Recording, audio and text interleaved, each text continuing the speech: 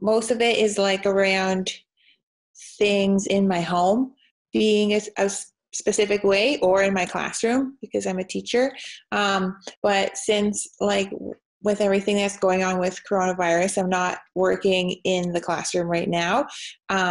So I'm working from home, and I noticed that a lot of the times I have to have everything perfect or like just right in order to even sit down and get my work started. And so to just give a little bit more context for the listeners there, what we mean by just right content or not just right content, also known as NJR, is when someone has a feeling that things have to go a certain way without any feared consequence. So it's not as though they're afraid, for instance, that someone's going to die or something catastrophic is going to occur if they don't do their compulsion just right.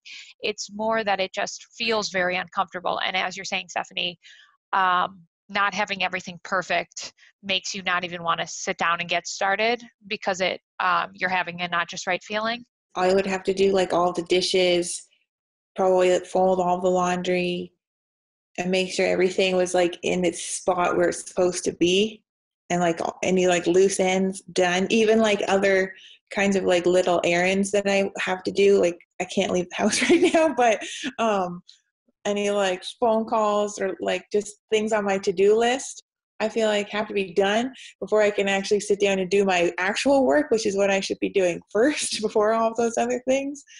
So that's what I'm struggling with. I think part of it is just that I know that other people don't worry about that so much. Mm-hmm. That's one way that I can tell. And just I guess the feeling that I get if I don't do it. The other cue is procrastination. So if it feels like once you haven't done something in a while, now it's really, really hard to get started. That's like a cue. So if perfectionism and procrastination, there's two sides of the same coin. Needing to do something perfect makes you vulnerable to procrastinating that in the first place. And then once you start procrastinating, it gets harder and harder to live up to your standard of doing something perfectly. But I see what you mean that even your list in your phone is no longer useful to you because it's so long. And even though we started out talking about not just right compulsions, it actually sounds like we're talking about fear of forgetting at this Okay. point. Which is totally fine.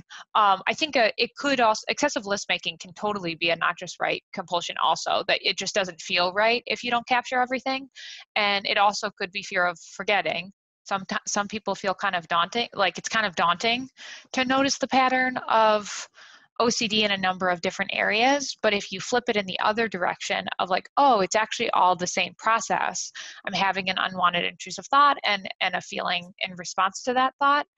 And so if I can figure out what the feeling is and what the thought is that triggers that feeling, and then rather than doing something to make it go away, I'll like trigger it on purpose and allow myself to get comfortable with it, then it helps with any other intrusive thought that also triggers that same feeling. For my whole life, I've been praised for it. Like society kind of praises you. It's just hard like to stop. It feels like a habit. I mean, all compulsions probably feel like a habit, but like often people are like, "Oh, you're so organized," or like, "Your house is so clean."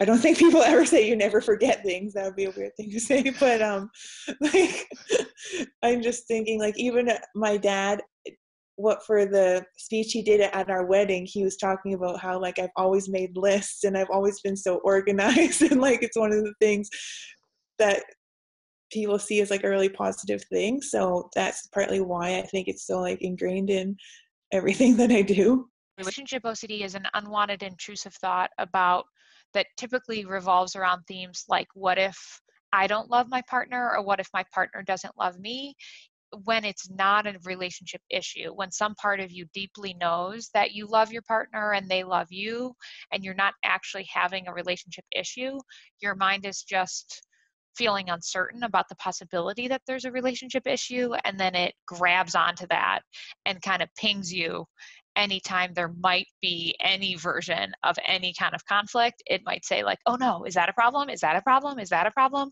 And it's kind of looking and scanning, hypervigilant for problems, looking for stuff that's potentially not there.